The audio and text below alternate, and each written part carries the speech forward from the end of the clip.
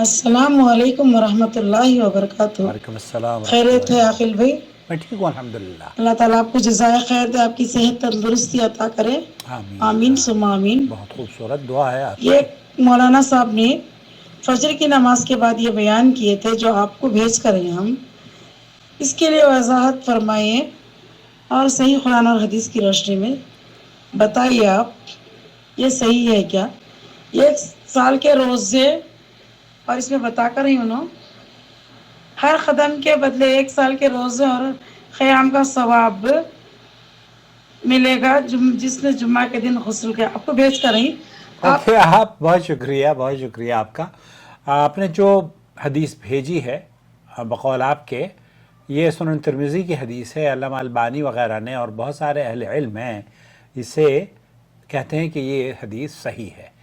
اوس رضی اللہ تعالیٰ عنہ کہتے ہیں کہ رسول اکرم صلی اللہ علیہ وسلم نے فرمایا، جس نے جمعے کے دن غسل کیا اور غسل کرایا اور سویرے پہنچا، شروع سے خطبے میں شریک رہا، امام کے قریب بیٹھا اور غور سے خطبہ سنا اور خاموش رہا، تو اسے اس کے ہر قدم کے بدلے 1 سال کے صیام اور رات کے قیام کا اجر اللہ تعالیٰ نے ثواب اس کو عطا فرمائے گا۔ یہ حدیث ہے اور اس کی شرح میں بہت سارے اہل علم نے، شیخ محمد بن صالح العثیمین وغیرہ کا موقف یہ ہے، اور بہت سارے اہل علم کا موقف یہ ہے کہ جمعے کے دن غسل کرنا واجب ہے، یہ بھی ہے، لیکن جمہور علماء کا موقف یہ ہے کہ یہ سنت عمل ہے، مشروع ہے۔ آپ پر غسل واجب تب ہوگا جب کہ غسل واجب ہونے کی یا تو بیوی سے صحبت کر لی جائے یا پھر احترام وغیرہ ہو۔ بہرحال یہاں جو شیخ مصطفیٰ ہیں، میں ان کی ایک ویڈیو دیکھ رہا تھا، انہوں نے اس حدیث پر کچھ اس کے معنی پر، اس کے مفہوم پر کیا کہا ہے، یہ میں آپ کو سناتا ہوں۔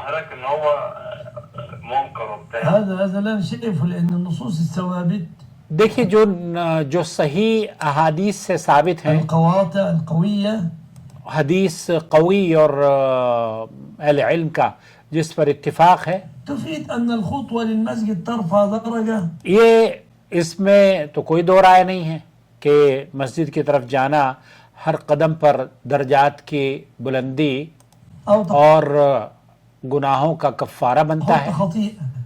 هذا الحديث فيه أن الخطوة لها أجر شرعي، لیکن اس حدیث میں جو بیان کیا گیا ہے کہ ایک قدم اٹھانے پر آپ کو صيام وقيام، صیام اور قیام، 1 سال کا کے روزے اور 1 سال کا قیام تہجد، أجر سنة صيام وقيام، اجر سنہ و صیام و قیام، 1 سال کا اجر ملتا ہے۔ هذا المتن مخالف للعمومات. ثم یہ جو متن ہے، یہ جو معنی ہے، شیخ مصطفیٰ الادویہ کہتے ہیں کہ یہ ان صحیح احادیث کے معنی اور مفہوم کے مخالف نظر آتا ہے۔ إنه مقيد ببعض الناس من غسل واغتسل، من غسل واغتسل، اس حدیث میں یہ بھی آیا ہے کہ من غسل فاغتسل، غسل من، کس نے غسل کروایا، واغتسل من، اور اغتسل من۔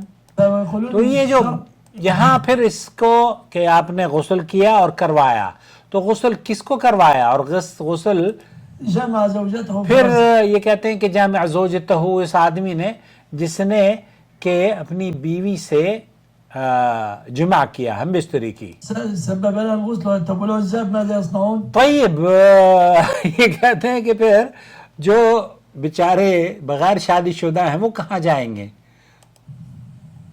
المتن فيه نكارة. تو یہ متن فی نکرہ، یہ بہرحال اس متن پر کچھ اہل علم نے اس کو محل نظر قرار دیا ہے، لیکن جمہور علماء کا یا شیخ محمد بن صالح العثیمین کا موقف میری نظر سے گزرا۔ انہوں نے کہا کہ یہ اللہ کا فضل ہے، اگر اللہ جس کو چاہے تو دے سکتا ہے۔